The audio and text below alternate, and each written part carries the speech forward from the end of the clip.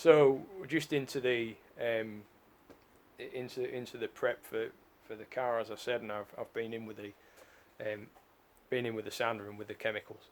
I'm getting towards taking the front windscreen out, and as I said before, chopping the rubber off as far as practical is, to me, seems to be the safest way to get it out. There's a lot of these little catches and clips that are riveted into the body panelling on the car, and most of them seem to snap off and come out of their own volition. The word on the street is they're very expensive to replace. I can't wait to spend a fortune getting these tiny little clips and re-riveting them back in place. But again, part and parcel of owning the car. But that is where the action happens. That's the V8. It's not particularly clean, and it's going to be cleaned up. It needs a lot of work to get this engine bay looking in a manner to which I think you'd all appreciate, really. So the car looks good. There's a lot of tatty interior, and clearly some of the old air vent hoses, and this is just for the passenger side intake, is seen better days, and it is going to be ripped out and replaced. Some of it just needs a damn good clean. What I do want is things like the air intake engine cover.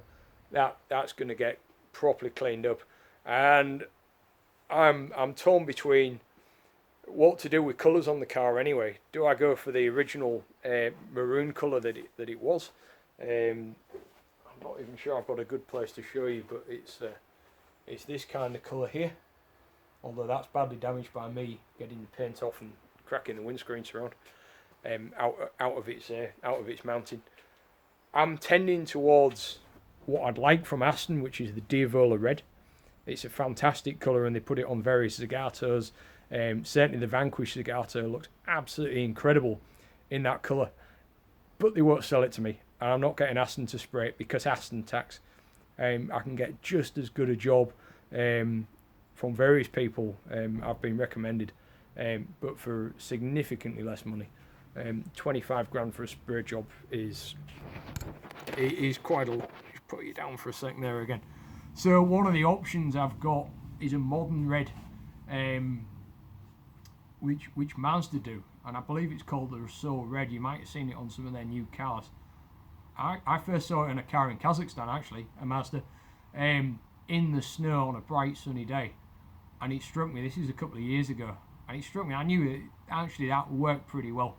It seems to be hard to get. Halfords don't do it as a spray repair tin yet, which is quite telling, and I think it's a bit pricey, but for the colour, and check it out, So Red, I think it's 41V or something on their colour charts for Mazda.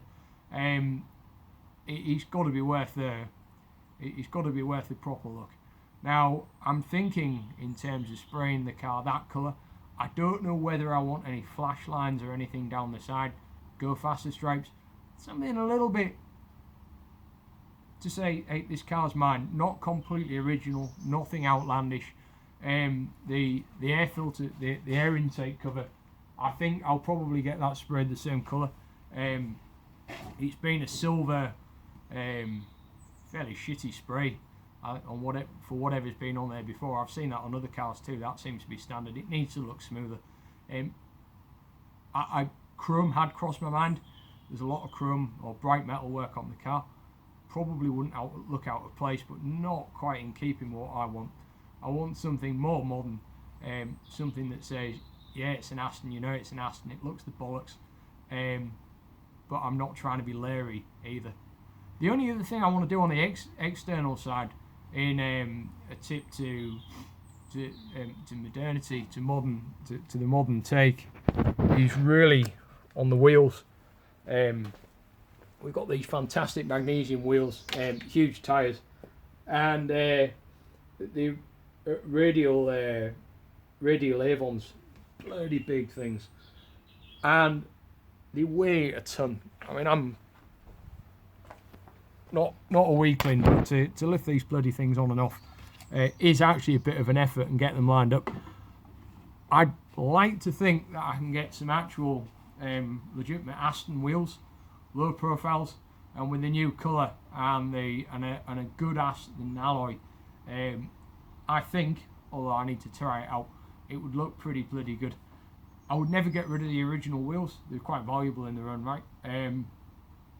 But I would certainly want them there so that the car could be shown in its original stance, if you like, when it goes. I also know that various packages are available on these cars and people race them as well. They can be lowered slightly, and I'm wondering about that. But with a low profile tyre, I'd have to test that. I'd have to test out the ride and see what that does to a ride, the ride comfort, before I did anything like that. This car's not going to be thrown around anywhere much. I know I've got a heavy right foot. I will be tempted, but it's not going on a track.